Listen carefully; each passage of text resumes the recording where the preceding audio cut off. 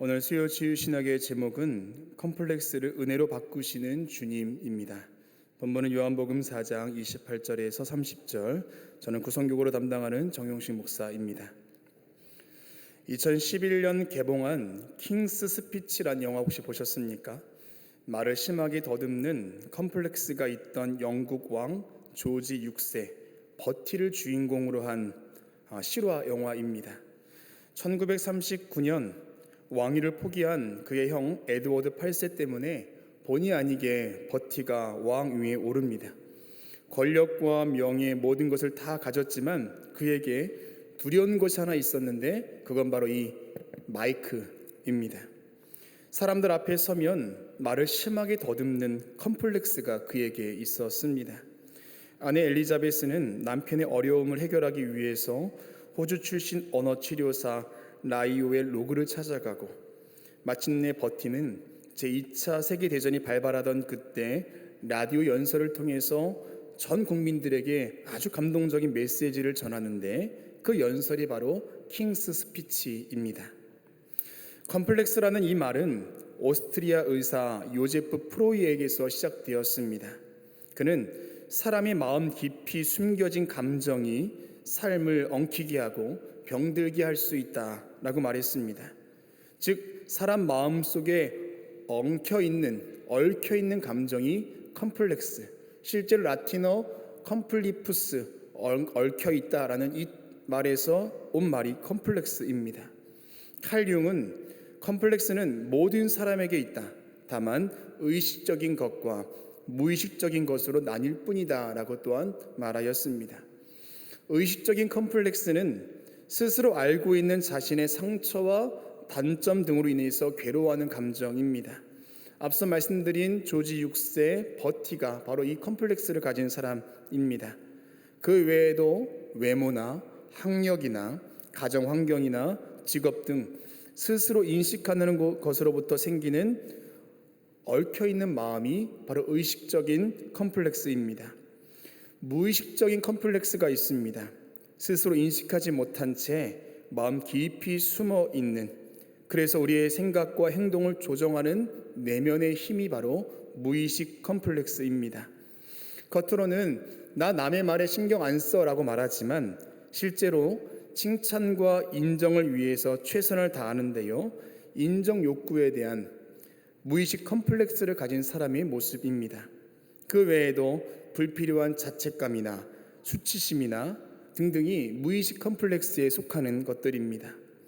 우리는 이러한 컴플렉스에 대해서 부정적인 요소를 항상 생각합니다.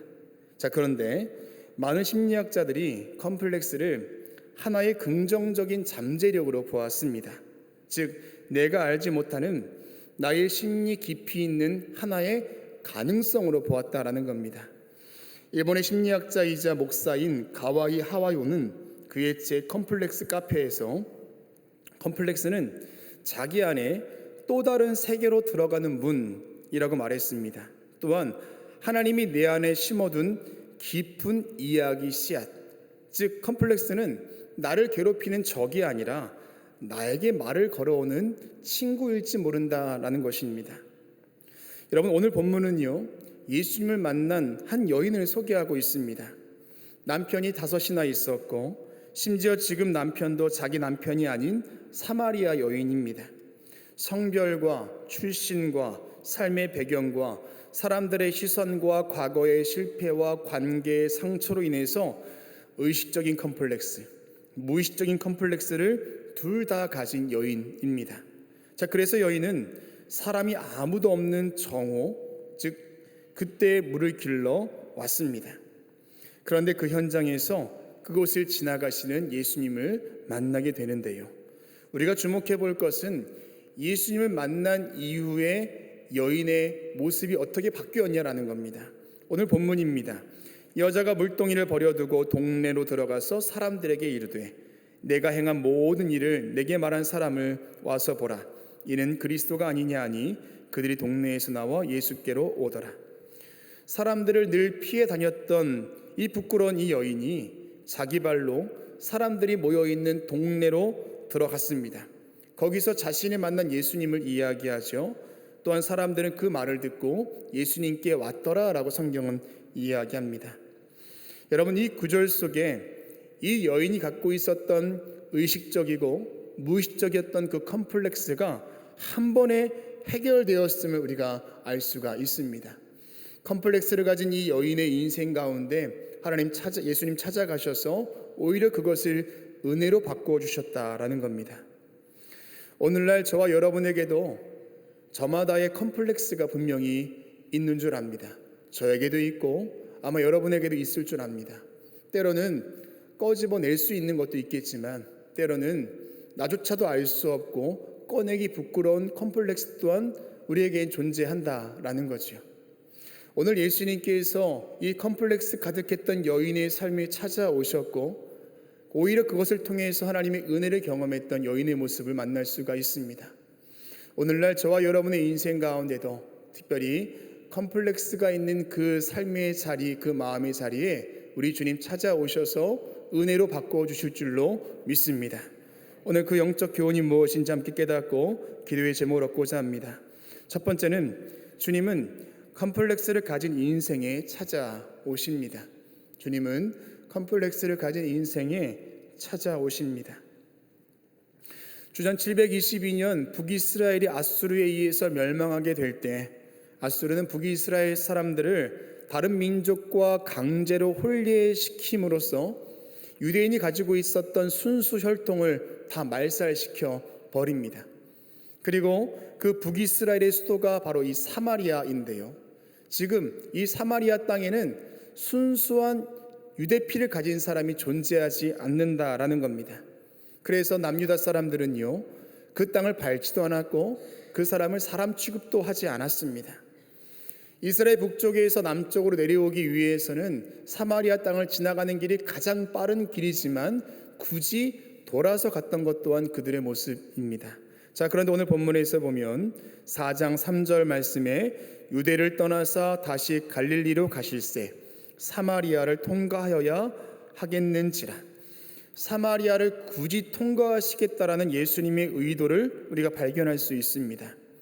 출신과 성별에 대한 컴플렉스, 도덕적이고 윤리적인 컴플렉스, 그래서 나는 구원받지 못한 사람으로 여겼던 영적인 컴플렉스까지 갖고 있었던 그 여인, 그래서 사람들을 늘 피해 다녀야 했고 늘 그렇게 우울하게 살아갔을 그 여인의 인생을 우리 주님께서 아시고 그 여인을 만나기 위해서 굳이 그곳을 지나가셨다라는 것을 우리가 짐작할 수가 있습니다. 요한복음 4장 18절에 너에게 남편 5이 있었고 지금 있는 자도 내 남자도 내 남편이 아니니 네 말이 참되도다 이야기합니다. 그 누구도 예수님께 이 여인의 과거에 대해서 말해준 자가 없었습니다. 근데 예수님은 이미 알고 있었습니다. 왜 정오에 물을 길러 나왔는지, 그리고 예수님께서 물을 좀 달라 했을 때 왜 그렇게 불편해했는지 이미 예수님은 알고 계셨다라는 겁니다. 여러분, 누가복음 19장에서는 대표적인 컴플렉스의 소유자 삭개오가 등장합니다. 키가 작았고 세리장입니다. 유대인들로 하여금 늘 손가락질 당했습니다. 누가복음 19장 7절에 보니까 저가 죄인의 집에 유하러 들어갔도다 하더라 이야기합니다. 그러니까 사람들도 삭개오를 죄인 이렇게 불렀습니다. 그런데 예수님께서 그런 삭개오를 만나 주셨죠. 그 누구도 돌 무화과 나무에 올라가 있는 저 사람의 이름이 삭개오라고 말해준 자가 없습니다. 근데 예수님은 그를 보자마자 삭개오야 내려오라 말씀하셨습니다. 이미 예수님은 그 삭개오의 이름을 알고 계셨고 여리고를 지나가다가 그 삭개오를 만나 주셨다라는 겁니다. 누가복음 19장 10절에서 이렇게 이야기하죠. 예수님은 인자가 온 것은 잃어버린 자를 찾아 구원하려 함이라 이야기합니다. 예수님께서 이 땅에 오신 목적은 잃어버린 자를 찾아 구원하려 왔다라고 말씀하시죠. 여러분, 컴플렉스는요, 달리 말하면 우리의 허물과 아픔과 상처입니다. 많은 경우에 컴플렉스를 수치로 여깁니다. 우울해지고 열등감도 생깁니다. 제발 좀 없었으면 하는 바람이 간절합니다. 그런데 주님은 의롭고 완벽한 사람을 위해 이 땅에 오신 것이 아니라 잃어버린 자, 수치를 당하는 자, 사람들로부터 멸시를 당하는 자, 우울한 자, 침울한 자를 찾아 이 땅에 오셨다라고 말씀하시는 겁니다. 상처받은 인생, 스스로를 부끄러워하는 인생, 컴플렉스가 있는 인생 가운데 찾아오셨다라는 거죠. 고린도후서 4장 7절에 우리가 이 보배를 질그릇에 가졌으니 이는 심히 큰 능력은 하나님께 있고 우리에게 있지 아니함을 알게 하려 함이라. 보배이신 예수 그리스도를 담아내는 그릇은 고급스럽고 화려한 그릇이 아니라 질그릇임을 사도 바울이 이야기합니다. 우리의 인생이 그렇습니다. 꿰지기 쉬운 너무나 평범한 어쩜 그 이하의 인생일지도 모릅니다. 고린도 교회 성도들이 사도 바울에게 그렇게 대했습니다. 사도라고 하는 사람이 너무 형편없는 겁니다. 너무 연약해 보였습니다. 그러나 사도 바울은 그런 자신의 모습에 대해서 변론하지 아니하고 그렇지 나는 질그릇 같은 사람이지만 내 안에 예수님께서 함께 하심을 이야기했습니다. 사랑하는 여러분, 그릇 안에 담겨있는 내용물에 따라서 그 그릇의 이름이 정해집니다. 비록 우리의 인생이 질그릇 같은 인생이라 할지라도 수치가 많고 또한 컴플렉스 덩어리라 할지라도 그 안에 예수 그리스도께서 함께 하실 때 그 인생의 가치가 달라지는 줄로 믿습니다. 요한복음 4장 13절 14절에서 예수님 말씀하시죠. 이 물을 마시는 자마다 다시 목마르려니와 내가 주는 물을 마시는 자는 영원히 목마르지 아니하리라. 예수님은 여인의 컴플렉스 안에 숨겨두었던 영적인 갈급함에 대해서 알고 계셨습니다. 차마 꺼내지 못했던 그 목마름에 대해서 예수님은 알고 계셨다라는 거죠. 결국에는 그 근원을 해결하여 주시고 그 갈증이 해결하여 주시며 은혜의 근원지로 바꾸어 주셨습니다. 사랑하는 여러분, 우리의 부족함을 인정하지 않는다면 예수님을 만날 수 없습니다. 여전히 죄 가운데 있음을 고백하지 않는다면 주님의 은혜를 마주할 수가 없습니다. 우리의 컴플렉스, 오히려 그것을 통하여서 우리의 삶의 자리에 찾아오시는 주님을 만날 수 있는 저와 여러분 되시기를 주님의 이름으로 축원합니다. 두 번째는 있는 그대로 받아주시는 주님을 신뢰해야 합니다. 있는 그대로 받아주시는 주님을 신뢰해야 합니다. 사람은 누구나 인정받고 사랑받고 싶어 하지만 언제나 조금 더 나은 내 모습을 보여주어야 인정받을 수 있고 사랑받을 수 있다라고 생각합니다. 그래서 때로는 웃고 있지만 속은 아프고 괜찮은 척하지만 지쳐있을 때가 있습니다. 남들에게 내 부족한 모습을 보여주는 것이 부끄러울 때가 있다라는 거죠. 어떠십니까? 괜찮은 척, 때로는 완벽한 척 살고 계시진 않습니까? 예전에 들장미 소녀 캔디, 혹시 이런 만화 기억하시나요?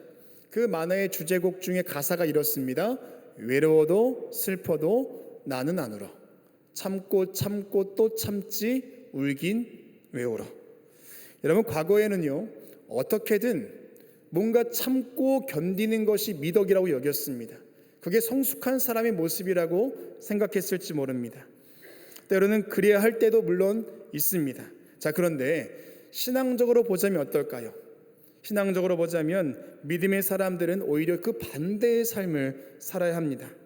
완벽하지 않은 나를 인정해야 하고 또한 아픔과 상처를 끌어안고 살아가는 나를 드러내야 하고 있는 모습 그대로 나아가 하나님의 은혜를 구하며 살아야 한다라는 거죠. 참고 참는 것이 아니라 있는 모습 그대로 주님께 나아가 그 모습을 그대로 아뢰어야 한다라는 겁니다. 앞서 보셨듯이 주님은 우리가 완벽하지 않은 그때 우리 인생 가운데 찾아오시고 우리가 부족하고 흔들리는 그 상황 가운데 있을 때 주님이 찾아오십니다. 미국의 철학자 샘키는 사랑은 완벽한 사람을 찾는 것이 아니라 불완전한 사람을 완전하게 바라보는 것이다 라고 말하였습니다. 완벽한 사람을 찾는 것이 아니라 불완전한 사람을 완전하게 바라보는 것이다. 사랑하는 여러분, 예수님께서 그런 눈으로 저와 여러분을 바라보고 계신 줄로 믿습니다. 오늘 예수님은요, 이 사마리아 여인이 왜 이 시간에 물을 길러 나왔는지, 왜 그렇게 살았는지 묻지 않으셨습니다. 찾아오신 목적 그대로 여인의 모습 그대로 끌어안아 주셨다라는 겁니다. 누가복음 15장에서 예수님께서 한 비유의 말씀을 전하십니다. 어떤 사람에게 두 아들이 있었는데 둘째 아들이 아버지로부터 자신의 분깃을 받아 허랑방탕 다 썼습니다.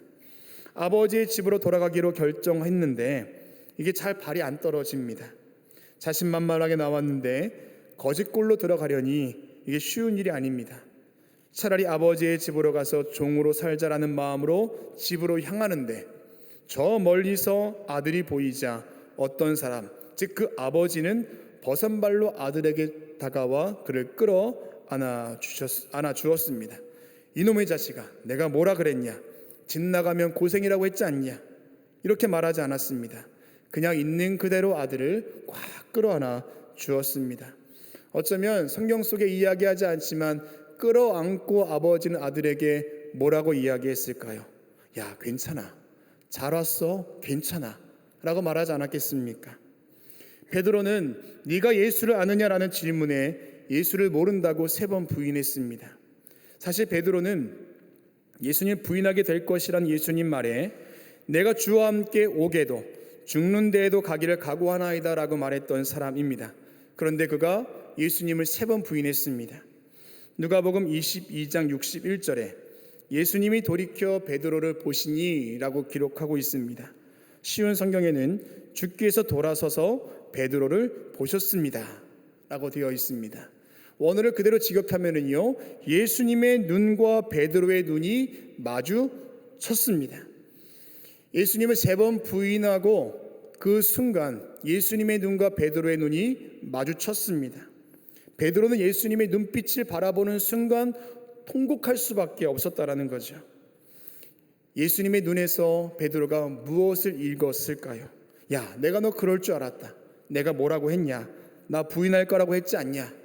그런 원망이었을까요? 아닙니다. 베드로야, 괜찮다. 여기까지 따라와 준 것만으로도 충분히 고맙다. 너무 귀하다. 그동안 고생 많았다. 괜찮아. 그런 따뜻한 음성을 베드로가 느끼지 않았겠습니까? 그러하게 베드로는 나가서 통곡할 수밖에 없었다라는 겁니다. 여러분 살면서요, 그럴 수밖에 없는 일들이 참 많이 있습니다. 본의 아니게 죄를 지을 때가 있고, 또 넘어질 때가 있고, 실패할 때가 있고, 원망할 때가 있고, 우울할 때가 있습니다. 그러나 우리는 그런 실수와 잘못을 주님께 갖고 나올 때 하나님께서 그 모습 그대로 받아주시고 끌어안아 주시는 줄로 믿습니다. 여러분, 자녀를 키우면서 언제 가장 힘드셨습니까? 또 언제 가장 힘드십니까? 사실 부모는요, 아이가 집에 들어왔을 때 표정만 봐도 오늘 무슨 일이 있었는지 어느 정도 짐작할 수 있습니다. 그런데 딱 보니까 학교에서 뭔가 문제가 있는 것 같아요. 또 통화하는 걸 들어보니까 친구들과 뭔가 문제가 있는 것 같습니다. 뭔가 갖고 싶은 거 있는데 뭔가 살 수 없는 형편 때문에, 또한 뭔가 하고 싶은데 하지 못하는 시간 때문에, 여러 가지 상황 때문에 혼자 끙끙 앓고 있는 자녀의 모습을 보았을 때 부모는 속상합니다. 왜냐하면 그 이야기를 꺼내서 했으면 하는 그런 마음이 있기 때문에 그렇죠. 부모는요, 자녀를 위해서 죽을 각오를 한 사람들입니다. 무슨 말을 하든 들어줄 각오가 되어 있지 않습니까? 자, 그런데 혼자 그것을 끌어안고 끙끙 앓고 있다면 그것을 바라보는 부모의 마음은 참 힘들죠. 우리 인생을 살면서요, 주님 앞에 나올 때에 내 힘들고 어려운 무거운 짐들을 꺼내놓는 것을 우리가 주저할 때가 있습니다. 때론 연약한 나의 모습을 보이기 싫을 때가 있고요, 또한 내가 이것까지도 기도해야 되나, 이것까지도 말해야 되나 싶은 만큼 우리의 모습을 부끄러워할 때도 있다라는 것입니다. 주님 앞에 오실 때에 옷도 잘 차려 입으시고 화장도 예쁘게 하고 오시는 거 좋습니다. 자, 그러나 우리의 마음의 모습은 있는 그대로 주님께 나아갈 수 있는 저와 여러분 되시기를 주님의 이름으로 축원합니다. 예수님께서 무엇이든 구하라 말씀하실 때에는 예수님께서 우리의 모든 형편을 몰라서 그렇게 말씀하신 게 아닙니다. 네가 뭐가 필요한지 몰라서 구하라 하신 것이 아니라 주님께서 원하시는 것은 우리의 마음입니다. 우리가 주님과 교통하고 주님과 연합할 수 있는 그 마음을 원하실 텐데요, 우리의 상한 마음, 우리의 컴플렉스, 우리의 모든 것을 주님께 아뢰이고 있는 모습 그대로 나아가는 저와 여러분 되시기를 주님의 이름으로 축원합니다. 마지막 세 번째는 컴플렉스와 직면해야 합니다. 컴플렉스와 직면해야 합니다. 역대 20장에 보면 여호사밧의 이야기가 등장합니다. 여호사밧은 훌륭한 왕이었습니다. 뭔가 개혁을 이루는 그런 왕이었으나 그가 아람과의 전쟁을 앞에 두고 두려운 마음이 있었습니다. 질 것 같은 경기라는 거죠. 근데 예수님께서 뭐라고 말씀하시냐면 너는 맞서 나가 싸우라라고 말씀하고 있습니다. 맞서 나가 싸우라. 두려운 마음이 엄습해 있지만 우리 주님께서는요, 그래 두려우면 피해라, 두려우면 좀 나중에 싸워라, 그게 아니라 맞서 싸우라라고 이야기하죠. 오늘 본문에 보시면 예수님은 이미 여인의 모든 상황에 대해서 알고 계셨습니다. 그런데 16절 말씀에 이르시되 가서 네 남편을 불러오라 말씀하죠. 이어지는 대화 속에서 17절에 이 여자가 대답하여 이르되 나는 남편이 없나이다. 예수께서 이르시되 네가 남편이 없다 하는 말이 옳도다. 너에게 남편 5이 있었고 지금 있는 자도 네 남편이 아니니 네 말이 참되도다 라고 예수님 말씀하시죠.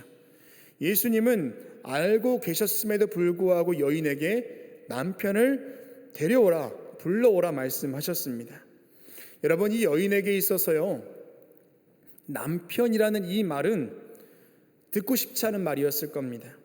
그녀의 수치, 그녀의 실패, 외로움을 다 포함하고 있는, 어쩌면 속에 있는 그 수치스러움을 끌어올리는 말이 바로 이 남편이라는 말이었을지 모릅니다.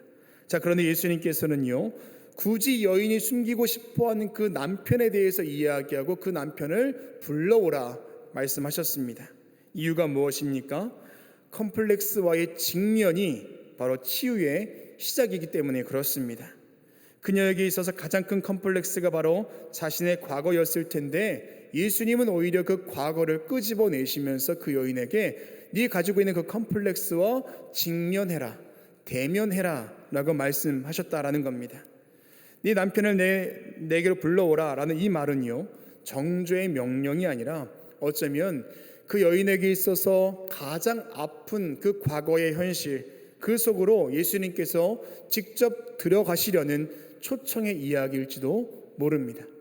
예수님은요, 그런 여인에게 오히려 감추어라, 그게 아니라 데려오라 말씀하시면서 컴플렉스와 직면하게 하셨습니다. 여러분, 하나님께서 사용하신 사람들은요, 각자에게 컴플렉스가 있었습니다.